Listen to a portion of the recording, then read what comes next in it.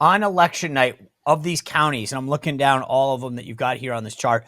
Which one, two, or three counties do I want to look at to know how we're doing? Luzerne County used to be the key bellwether of Pennsylvania. From Look at 1936 through 2016, every candidate, regardless of party, that carried Luzerne County carried Pennsylvania's electoral votes. Luzerne has gone full Ohio, and I believe is a solid Republican county at this point. So no longer predictive. But Erie and Northampton counties. By the way, Luzerne, before we get to Erie, look at this. I'm pulling this up on the chart. 9.1% Democratic registration in 2020. Republican positive registration by 0.7. That's a massive shift. It's tremendous. And sometimes people say registration is a lagging indicator, but every time you put it on the year by year charts, it continues to produce a likely bigger margin. But Luzerne has moved Republican, and I don't think is necessarily predictive anymore. But Erie and Northampton counties are the positions that the left has retreated to suggest that, well, Trump didn't win those in 2020, even though he won them in 2016. Erie and Northampton are substantially more Republican this time around in registration, and my figures suggest he'll carry both of them by at least 5 points. So Republicans aren't carrying Erie and Northampton counties and losing Pennsylvania. In fact, I think Trump's reach this time with the working class may be big enough for him to flip two really tough ones, Monroe and Lackawanna counties in northeastern Pennsylvania. Yeah, but look at that. Monroe was almost 12-point Democratic registration, now just 6.8. What was the other one that you mentioned? Lackawanna. Lackawanna, which you've got down here as it was plus 20. Holy smokes. Wait, am I reading this right? Because it says Dem plus 26 in 2020, and now is that R plus 18? It should be D plus 18. But D plus 18. That's Scranton, and that's home of Scranton Joe. Trump Yep. was within 3 points in 2016. It went back out a little bit to the left in 2020. But if a Republican is pulling Lackawanna County, they're going to make a fight out of Minnesota. That's how deep the working class ties are there. Wow. So I think that Trump's got a real chance to carry Lackawanna County, and my figures suggest that Pennsylvania should be with Trump by more than 200,000 votes. Okay, so if he wins now, Pennsylvania is interesting because in 2020, you remember there was what they call the red mirage. And it was, hey, we're doing well. And then suddenly they shut everyone out that night and counted a bunch of ballots and said Joe wins. What do we have to lead by if we have a big enough, what's a big enough lead on election night that we can go, thank gosh? They call that mail ballot differential in Pennsylvania the firewall. And in 2020, the firewall was 1.4 million ballots. Now it's not very granular. It was Democrat over Republican requests and returns. And Biden's lead was 1.4 million, and his final certified victory was 80,000 ballots. Most people are throwing around a number like 800,000 this year, given the change in voting method for Harris to be up with requests. But I think that all that stuff goes out the window because the GOP has a much narrower gap with mail requests and mail returns than they did in 2020, and a much more Republican electorate in 63 out of 67 counties. I think that for her to be able to be competitive in Pennsylvania, she's going to need to have a firewall higher than 800,000 for sure. Okay, so on election night, there needs to be an outstanding amount of it, probably 1 million and change, because she needs to get 800,000 of that. Yeah, Trump was up. Trump had a lead in Pennsylvania over 800,000 votes throughout the counting in 2020. And as you know, they counted votes for days and days. Yeah. It's hard to say, but the registration figures, when I multiply them out times the density of registered Republicans and Democrats, suggest that Trump should get about 3.4 or 3.5 million votes in PA. Her figure comes out to 3.1 or 3.2 million on a generous case. And both of these models suggest that we should be able to take them over by 3 or 4 points in Pennsylvania, given that it's not 2020. So you feel, I mean, I said, we've gone through Arizona and North Carolina so far, I feel really good. I feel what you're telling me in Pennsylvania, though, gives me enough room for breathing room to feel good about where we should end up on election night and afterwards. Pennsylvania is like Ohio 2016. And when people fully learn to appreciate these trends, a lot of times they do it looking back. So Missouri was only won by John McCain by 4,000 votes in 2008 against Barack Obama. And now it's not even in the thought of being a competitive state. We're looking at 20 points for Trump this year. So when a state begins to shift like this, you look at Florida, you look at Iowa, you look at Ohio, they're not even competitive states anymore. Pennsylvania has all the makings of that. The only issues with Pennsylvania is they've loosened a lot of their law that makes the state artificially competitive. But I do not think that Josh Shapiro wants Harris to win Pennsylvania or the election, and that's a personal. Why? So Josh Shapiro is very ambitious. He's Oh, 51 because he years wants to run. He's 51 years old, and he didn't get the Democrat VP nomination, where I believe on paper, I'm not sure so much in practice, but on paper, he'd have been the best for the narrative that Harris should be winning Pennsylvania. And right now, he doesn't have that, and there's no real narrative that she should win Pennsylvania. So Shapiro, if Harris were to go in and have 8 years as the president or nominee of 2028, that's 8 years in the wilderness for Shapiro. Then you probably wind up with an 8-year Republican president at some point. So there's arguably a 16-year period where he'd be out in the wilderness in 67 and past his prime. And I think that both he and Gretchen Whitmer probably would love to come up on the podium in 2027 and say that I'm the only candidate that can win Pennsylvania. I'm the only candidate that can win Michigan. So I think that probably plays into the electoral math too. No, that's actually, I think you're absolutely right. He wants to be able to say, I could have won Pennsylvania, and therefore you should make me your nominee, and look at how short-sighted you. I think that's absolutely brilliant. And we nominated somebody from California who's never held a wrench or a hammer or worn a hard hat. Yep. No. And that list gets, by the way, a lot longer. And who knows, maybe she didn't even work at McDonald's, like President Trump made that claim. Before I get to New Hampshire, I do want to, let me just, you've got some data on Nevada that I just, what is the takeaway from Nevada? Because you did this thing where it says crimson and competitive. So crimson, obviously bright red, most of the state that's not either Washoe or Clark County, right? So when I shade counties, what I do is I evaluate counties by their trend. And the trend is it's like when you get in the ocean and the tide grabs you and it blows you 100 yards down the beach, even though you're standing there. It's very hard to go against these trends. And the crimson counties are the ones that since 2012, really, that Trump took them in 2016 and made them way redder, like most of Pennsylvania, or he flipped them outright. So out of 17 counties, there's 16 counties in Nevada plus Carson City. So 17 county equivalents. 15 of them are Trump trenders by default. Everything except Clark and Washoe counties. Clark is Metro Las Vegas. Washoe is Metro Reno. Those two counties, though, make up 7 out of 8 votes cast in Nevada. So the Republicans blow it out in 15 counties, but that's only an eighth of the vote. So in order to be competitive in Nevada, you have to either win Clark or come very close or win Washoe. And what I've got in Nevada is the Democrats have a registration advantage now that's below 18,000. And Trump in Nevada has run 61,000 to the right of it in 2016 and 54,000 to the right of it in 2020 for an average of 58,000 right of the registrations in Nevada. Right now we're at 18,000. So all the numbers suggest that Trump should flip Nevada by about 40,000 votes or perhaps more if he's really carrying Clark County like Richard Barris thinks he is. Well, the interesting thing, by the way, just to give people perspective, in 2020, they almost had a 90,000 Democratic registration lead. So that really has shrunk. So they purged the voter rolls as a result of a lawsuit. And somehow, every time there's a purge of voter rolls, it only harms one party. Let me guess. Is it the Democrats, Seth? It is the Democrats. And it's been the same everywhere that we've found a purge. So Nevada's Democrat voter registration advantage is now inside 1 point.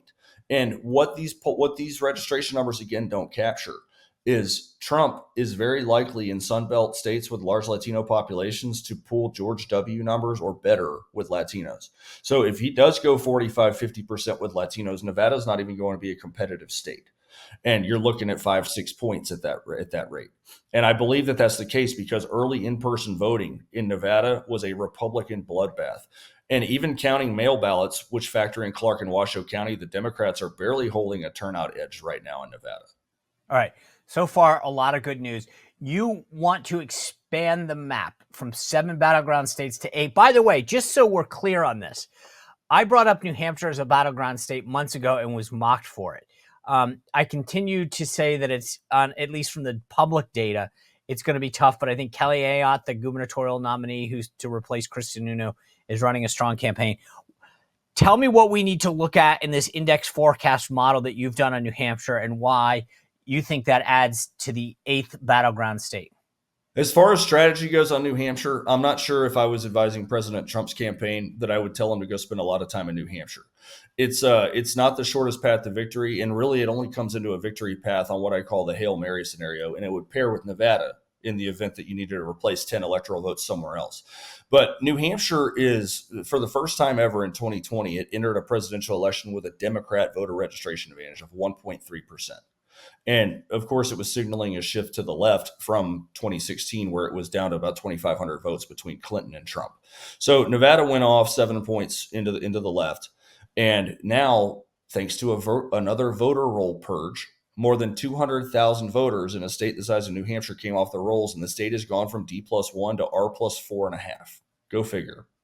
So the Democrats have lost a lot of their membership thanks to this purge, and in all 10 counties, you have a Republican Party shift. So if Trump is going to be competitive in New Hampshire, he's going to have to flip back Rockingham County in the far southeast of the state and Hillsborough County. We have a lot of issues there. One of the organic problems is Massachusetts migration. So a lot of retirees from Boston area move up into New Hampshire, and they bring their Massachusetts voting pattern with them. You have a lot of the Trump white working class dynamic, plus the problem with opioids up there. And then you have another strange demographic, this rural white liberals, but the ones that like guns.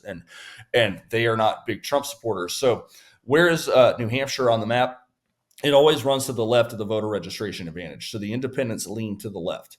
But right now, the GOP has an advantage of greater than 40,000 in registrations, which is right inside the tolerance where Trump could potentially flip that state by about 5 or 10,000 votes. And inside the tolerance to where Harris's ceiling is not really more than 10 or 15,000 votes. I told Polymarket that Trump probably has a 1 in 3 chance of pulling New Hampshire, but by the time he got there, he would have already won all 7 of the battlegrounds that we've been discussing today. So I think there's a possibility. I don't know that it's greater than 1 out of 3, but it's certainly not going to be a 7 or 9 point state based on any historical indicators we have. Okay, so in other words, maybe shade that light blue. Like that's one that Harris sort of has somewhat of a historical advantage right now, but you wouldn't be surprised if it flipped. Not a lot of votes to go around, so the margins are tight. I would not be surprised if it flipped. I do think that he's more likely to win Virginia and New Mexico than he is New Hampshire. Oh, that's good news for me. Yeah, Minnesota's going to be really tough, not because of Tim Walz. Minnesota's got a lot of new laws they put in place with their Democrat trifecta legislature and governor that's going to make that very tough. But I do think Minnesota is going to be a close state. And you mentioned Virginia. Why? Virginia's turnout is not where it needs to be for Harris to have margins like Biden put up in 2020. It was a 10-point win, though.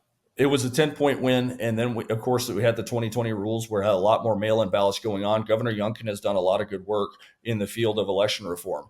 And turnout is really high, just like North Carolina and Georgia, in the Trump strongholds throughout most of the state. And it's not very high in Prince William, Loudoun, and lots of Fairfax County. And even if Virginia is not won by Trump, but shifts within 5 or 6 points, then you're not going to find Harris competitive in Georgia or North Carolina. So watching Virginia on the East Coast on election night is going to be a pretty good tell about the state of the national election scene. All right, I don't have a lot of time. I got a couple states that I want to ask you about, but before I do that, you mentioned you name checked Glenn Youngkin. In your opinion, as a guy who looks at this probably more than anyone else that I know, who have been the leaders in election integrity? You mentioned Youngkin. Who else would you put in that category?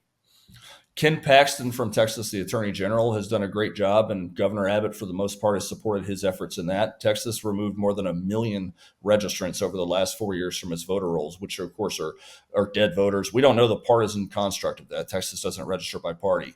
Dead voters, voters that have moved out of state, voters that are double entried or triple entried elsewhere, voters that are not otherwise eligible to vote. So Ken Paxton in Texas, Ron DeSantis has done a few good things down in Florida for sure. He made ballot harvesting a felony, which is a topic for greater discussion in the future. It's something that, in my opinion, has defaced the intent of elections and voter turnout. Youngkin, of course, with his moves to go to paper ballots and overseeing changes in the voter rolls, those have all been good things. And I'm probably missing a few that deserve some recognition. Yeah, it's interesting, though, because I would have thought that it was a bigger list. I'm glad to hear my Governor Youngkin doing a great job. And I would also say that Attorney General Jason Miyares has done a great job as well. But I was hoping it would be a longer list. We mentioned 4 of the 7 battleground states. We talked about New Hampshire. Just talk to me real quick about, I know we've got Georgia, Michigan, and Wisconsin that we didn't mention. Anything that you can glean in any of those 3 states? 100%. So the voter registration trend, we don't have party registration in either of those three, but I have mirror images of those three states and others. Pennsylvania and Michigan are political cousins, and they have been since 1948. Since 1948, Pennsylvania and Michigan have moved right or left together in every single presidential election without fail. They've not moved in opposite directions since 1944. So since 48, Pennsylvania and Michigan, and of course they move with Florida. Florida is definitely going to the right. Pennsylvania and Michigan move with Florida in every election since 1948, except for one of them, and I'll let you guess which one that was. 4 years. Yeah, 20. Yeah, I was Right. going to say 2020. Correct, but Michigan it's a difficult state, and if you've been watching the actions of the Secretary of State there and the stuff that she's been talking about, you'll understand why. But Trump has finished in Michigan. He finished 33,000 votes to the left of Pennsylvania in 2016. Won Michigan by about 10,000 votes. Right. And then in 10,703 correct. to be precise. And then in 2020, he was 73,000 left of Pennsylvania's margin. So Michigan has been about 53,000 left of Pennsylvania, where Trump landed in Pennsylvania in the two races. And my numbers in Pennsylvania look really good for Trump with a 3, 4 or more point win in Pennsylvania, which would absolutely drag Michigan, especially now that one of the key things about Michigan is that we've got minority populations. Richard Barris said that Trump is straight up winning subgroups of non-whites in Michigan. So what that must mean is Arab Americans. He's getting 25-30% of black men and more than 10% of black women in the Rust Belt, which is really big. And Michigan has a bigger population of non-college whites than Pennsylvania does.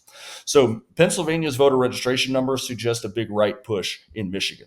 I happen to believe that Michigan is probably the most difficult of the key battleground states outside of New Hampshire because of a lot of the laws in place there. Wow. I had thought because of Arabs, black men, the auto workers, that would have been, I actually was putting it ahead of Wisconsin. So here's the big issue with Michigan so in any state, 77% of the population is over the age of 18, 77%. So no more than 77% of the population is old enough to vote. And then when you start reducing that for felons or any other person that might be ineligible to vote, you're going to have a number probably around 70% of the population that may be able to cast a vote. 83.5% of Michigan's population is registered to vote. And that just came public this week. I've been digging that for a while. But they've got a big issue with their voter rolls. And I'll leave that there. But with Wisconsin, the mirror image of Wisconsin is Iowa. They have a lot of overlapping demographics. Of course, they share a land border along the Mississippi River. The eastern part of Iowa trended heavily Republican, which is what flipped that state. And the western part of Wisconsin trended for Trump big time in 2016 and flipped that state. And with Wisconsin, what we see in Iowa is an R+1 state from 2020 that Trump won by 8 points. Iowa is now greater than R+10. You got a more than 9-point shift in Iowa to the Republican right, and all 99 counties are moved to the right in Iowa. And of course, there was a voter roll purge. What do you know? So Wisconsin has sat on average about 140,000 votes to the left of Iowa in Trump's races. Trump appears to be on his way to winning Iowa by around 200,000 votes by my estimate, which should drag Wisconsin. They've never been greater than 9.8% apart since the 50s. So I think if Trump pulls Iowa by 10, 11 points, you're definitely going to have Wisconsin third. So Wisconsin's a natural Republican trend state at this rate, especially since Milwaukee is in decline and the voter roll has shrunk and there's not as many to vote. Do Georgia for me in 30 seconds or less if you can. Georgia doesn't register by party. It's a real tough one, but I found Duval County in Florida is a perfect mirror for, and that's Jacksonville. It's a perfect mirror for Georgia. And those two have trended together, shifted together since 2004. Big Bush wins in 2004, tighter for Obama, McCain. Then they went back out to the right for Romney. Trump won them both, but by decreased margins in 2016. They both flipped blue in 2020. And now Duval's on a 4-point Republican registration shift. And now in-person early voting plus mail has Duval Republican plus already on day one of early voting. It looks to me like Duval is mirroring a move to the right in Georgia. And my margin in Georgia came out to Trump plus 5.6%. All right. Seth, this is amazing. Well, I'd love to get you back when you've got those updated numbers before the election, guys. I mean, this is why I wanted Seth on, guys. So, this is stuff that you're not hearing anywhere else.